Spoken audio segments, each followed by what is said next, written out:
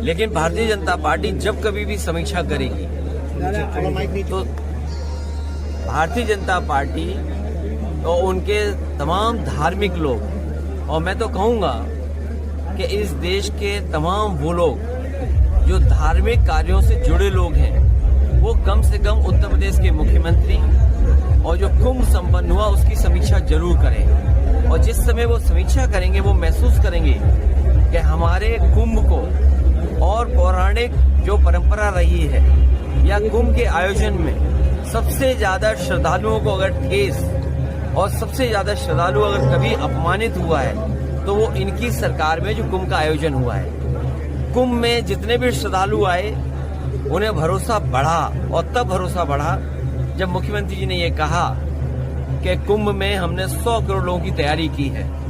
और उसके बाद लगातार जिस तरीके से बड़े बड़े वीआईपी लोग आए, देश के प्रधानमंत्री जी ने स्नान किया, राष्ट्रपति जी ने स्नान किया, कोई भी ऐसा नहीं बचा होगा। खासकर भारतीय जनता पार्टी की अलग बात है कि अभी भी भारतीय जनता पार्टी में बहुत सारे लोग बचे हैं जो स्नान करने नहीं पहुंचे हैं, लेकिन बड़े पैमाने पे लोग आए। और जब लोगों ने देखा कि निमंत्रण बड़े बड़े लोगों को जा रहा है, प्रतिष्ठित लोगों को जा रहा है, संपन्न लोगों को जा रहा है, तो लोगों का भरोसा बढ़ा और भरोसे के साथ लोग कुंभ के स्नान के लिए आए।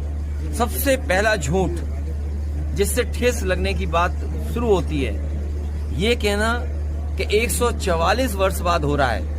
अगर ये बात उन्होंने पहले कही 144 साल बाद पहली बार हो रहा है, तो उनके घोषणा पत्र और उनका जो बजट अभी आया है, उस बजट की स्पीच में आप देखेंगे दूसरी लाइन ये लिखी है कि कुंभ का जो आयोजन है वो हर इतने वर्षों के बाद होता है, 144 वर्षों के बाद ही होता है, 12 वर्षों के बाद ही होता है। तो ये जो ठेस पहुंचाने का काम, मार्केटिंग करना, अपने आप को चमकाना उसमें, ये किसी ने किया तो भारतीय जनता पार्टी ने सबसे ज्यादा धर्म को ठेस पहुंचाई है। और एनजीटी और यूपी पॉल्यूशन बोर्ड जैसे डबल इंजन आपस में टकरा रहे हैं, उसी तरह ये दोनों विभाग भी टकरा रहे हैं। अब तो साइंटिस्ट भी टकराने लगे हैं। तो मैं तो कहूंगा ये डबल इंजन सरकार नहीं है। जब से साइंटिस्ट एक दूसरे से टकरा रहे हैं तो ये डबल ब्लंडर वाली सरकार है। सर महाकुंभ में एक बड़ी बात है सर, जब भगदड़ के बाद जो डेथ हुई है लोगों की, लेकिन उसके बाद मुस्लिम समाज ने कहीं न कहीं अपनी मस्जिदों को खोल दिया है जो तीर्थयात्री के लिए, लेकिन किसी भी बीजेपी के नेता ने उन्हें धन्यवाद नहीं दिया मुस्लिम समाज को। क्या कहोगे सर?